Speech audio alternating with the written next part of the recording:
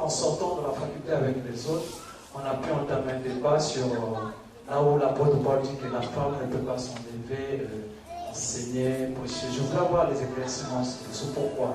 Parce que quand j'essaie de regarder dans l'église protestante, nous retrouvons des femmes qui prêchent. Quand j'essaie de partager la parole avec les autres dans la faculté, ils disent que non, Dieu fait grâce à n'importe qui le veut. J'en disconviens pas, j'accepte.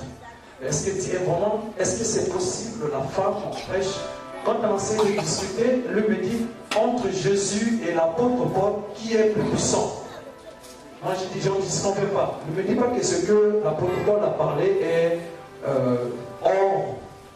Parce que l'apôtre Paul dit Jésus, il a travaillé pour Jésus. Ça veut dire qu'il y a la parole qu'il a parlé, je crois que c'est normal. Non, Paul n'a pas confondu le Seigneur. Le problème, c'est le contexte à chaque fois. Vous savez, la Bible n'a pas été écrite par les Congolais, par les Africains. Le problème est là. C'est l'interprétation. Tu vois ce que je veux dire?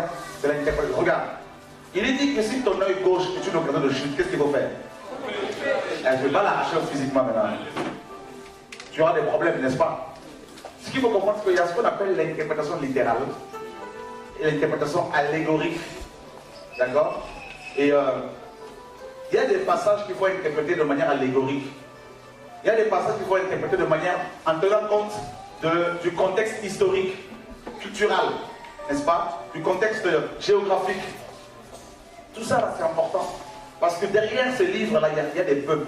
Quand on parle de 1 Samuel, il y a un peuple derrière, les Juifs. Quand on parle de Corinthiens, il y a un peuple, les Grecs. Et quelles étaient les mœurs des Grecs, tout ça là? Tout ça, c'est important de le connaître. Pour bien interpréter la parole. Et est-ce que tu sais que Jésus te voit comme une femme? Toi, homme, avec des muscles, hein? Bah oui, parce que tu fais parce que tu es l'épouse de Christ. C'est pas le mot sexualité. Dieu est esprit. Mais néanmoins, quand Dieu te voit, il te voit comme une femme. Tu vois? C'est quand même terrible. Quand Paul dit dans 1 Corinthiens 14 que les femmes, que vos femmes, dans la version de Martin, que vos femmes se taisent dans les assemblées. Paul connaissait ces femmes-là. Connaissait ces hommes. C'est pour ça qu'il dit que vos femmes se taisent. Pourquoi? Parce que quand on lit tous les livres de Paul aux Corinthiens, on comprend qu'il y a un contexte derrière. On apprend qu'il y avait un d'entre eux qui était parti avec la femme de son père. On apprend qu'il y avait la division, il y avait des sectes. On apprend qu'il y avait des problèmes de la viande des gens qui sacrifient aux idoles. Il y avait tout un tas de désordres. Voilà pourquoi les Corinthiens avaient écrit des lettres à Paul pour lui demander des conseils, notamment par rapport au mariage. On en voit dans 1 Corinthiens 7. N'est-ce pas? On apprend également que quand ils s'assemblaient, ils avaient tous les dons spirituels, ils avaient toute la connaissance. Et ils étaient orgueilleux. Et on apprend également que des femmes, pas les femmes, mais des femmes que Paul connaissait, des femmes, quand elles se levaient pour poser des questions, elles utilisaient un langage, n'est-ce pas, inapproprié. D'accord? Malsain. C'est pour ça que Paul dit qu'il est malsain à une femme de parler dans l'assemblée. Mais quand elles se taisent, que vos femmes se taisent. Tu comprends? Maintenant, ceux qui interprètent ce passage-là littéralement, en interdisant aux femmes de pouvoir exhorter dans l'assemblée, mais ils sont souvent hypocrites parce qu'ils vont les laisser chanter par contre. Tu comprends? Donc pourquoi être hypocrite? Paul dit dans 1 Corinthiens 11, il dit que la femme peut prophétiser à condition qu'elle soit couverte. Mais tu vois que si tu prends 1 Corinthiens 11 et 1 Corinthiens 14, tu les interprètes littéralement ces deux chapitres, il y a une contradiction. Mais il faut tenir compte des contextes pour en fait faire disparaître cette apparente contradiction. Donc, oui, la femme qui a le Saint-Esprit peut partager bien sûr la parole à condition qu'elle soit remplie de l'Esprit de Dieu. Parce que si Dieu se servait d'une ânesse pour prophétiser, pour corriger un prophète, pourquoi pas la femme qui craint Dieu et qui est remplie de l'Esprit? Maintenant, on n'a pas vu une femme diriger une église. Tout comme on n'a pas vu non plus un homme seul diriger une église. Ça n'existe pas. Est-ce qu'une femme peut-elle être utilisée par Dieu pour commencer une œuvre? La femme samaritaine. Elle est allée en Samarie, elle a prêché. Il y a eu une œuvre qui a commencé. Maintenant, quand c'est comme ça, elle doit laisser la place au ministère apostolique pour poser les bases. Là, on est d'accord. Si vous interprétez la parole de manière religieuse, vous allez finir comme les branhamistes, vous allez finir comme les autres qui avaient la saine doctrine au départ, mais qui, à cause de leur chair, ils ont fini par s'enfermer dans un carcan religieux. D'accord? Et Dieu peut se servir de n'importe qui pour commencer une œuvre. Je prends un exemple. Une femme se convertit et elle se met à témoigner partout le même jour. Jésus m'a guéri, Jésus m'a visité. Et les gens qui l'entendent sont touchés comme la femme samaritaine. Et il n'y a pas d'apôtre, il n'y a pas d'homme. Et l'œuvre peut commencer. Tu comprends? Et puis maintenant, cette femme doit connaître ses limites.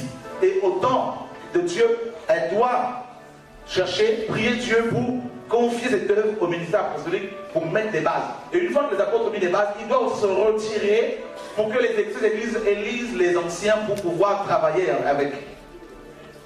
C'est ça l'œuvre. Philippe arrive à la Samarie. L'œuvre a commencé. Il était évangéliste. Les apôtres de Jérusalem viennent, posent les fondements. Une fois qu'ils ont posé, ils sont partis. Et c'est ce qu'il faut que nous comprenions. Maintenant, si vous demandez à vos sœurs, à vos mères de se taire, ben, pourquoi Dieu va-t-il leur donner les dons spirituels si elles doivent véritablement se taire? Il y a le contexte. Dans une assemblée où les femmes se comportent mal, un ministère apostolique avec l'autorité qu'il a, ou un prophète ou un ancien, peut dire que ces femmes se taisent. Voilà pourquoi Paul parlait comme ça. Qu'elles se taisent. Si c'est un homme, Paul peut dire, voilà également qu'il se taise. C'est pour cela que dans 1 Corinthiens 14, Paul utilise le verbe se taire à 3 reprises. Par rapport à ceux qui parlaient en langue sans interprétation, il leur demande de se taire. Par rapport aux prophètes qui prophétisaient à tous azimuts, dans n'importe quel sens, il leur demande également de se taire. Et également aux femmes qui utilisaient un langage inapproprié pour poser des questions. Et leurs propos salissaient les oreilles des frères et sœurs. Paul leur dit qu'elles se taisent. Et si elles veulent s'instruire sur quelque chose, dans 1 Corinthiens 14, qu'elles interrogent leur mari à la maison. Donc on voit bien que Paul parlait essentiellement des femmes mariées, dont les maris étaient convertis et capables de les enseigner à la maison.